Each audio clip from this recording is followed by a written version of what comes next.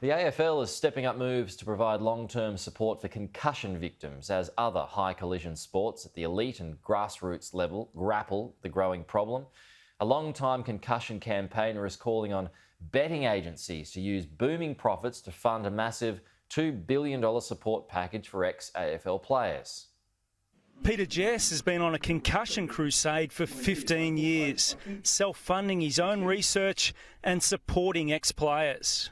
Sadly, at times, that crusade has morphed into late-night counselling sessions. On Sunday night, 11:30, I had one of my past players' wives ring me telling me that he was considering, finishing his life. So we had to deal with that at 11:30 of a Sunday.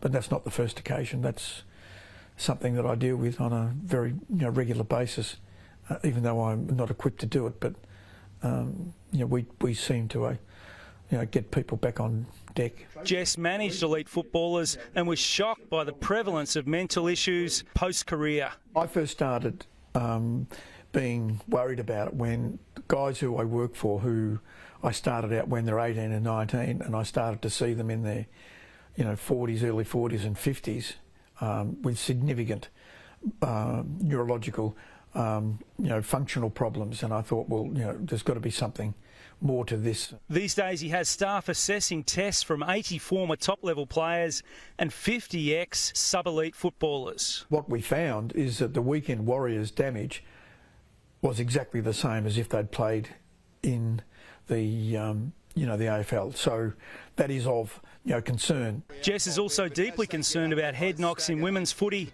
and is pushing for a fund to help ex-players.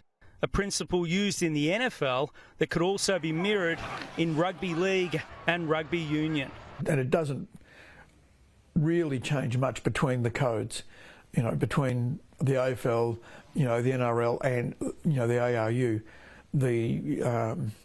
Clearly it's dose related. The longer you play, the more you play, the more damage that you're likely to have. The Jess proposal for the AFL is a $2 billion fund built up by $25 million a year across 80 years. The kicker is who pays for it. Jess calling on the booming sports betting industry to fully or partly fund the deal. Betting sponsorship helps put on the game. My view is that the low-hanging fruit is the sports betting agencies. We've seen the super profits that they make, and they create the product that creates the damage, and so they should pay for it. Without question, the most sensible way to go. Yep. I mean, their profits are outrageous. The AFL's taking it seriously. Respected former club president Peter Gordon right now working on a potential mechanism for support for past players. Neuroscientist Alan Pearce has no doubt concussion is the #1 issue for all codes. We can't dismiss brain injury. This is something that's more than just a hamstring pull or an ACL. You don't get to, potentially dementia from these injuries. More and more ex-players are contacting him with health concerns. Only a few years ago they'd be quite dismissive of oh, there's nothing wrong with me or I'm okay, whereas now it's like, well, I'd like to get checked. I'd like to make sure that everything's okay, and if not, then what can I do about it? And so it's good to see that everyone's starting to get this awareness happening. It has the potential to have a massive impact on several sports at both elite and grassroots level.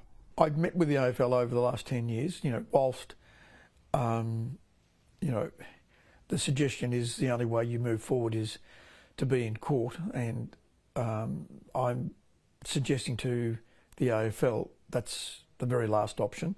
What they should be doing as good corporate employers is looking after their employees. So serious are the knocks, Jess is even advocating changes to the way Australian rules is played to make it safer. I've put to the AFL, the model that we should look at is, Gaelic football, where we have blocks rather than tackles. If we want this sport to be a focus in 20 years, we've got to protect the people that play it, because they are the sport. Mark Stevens, Sky News.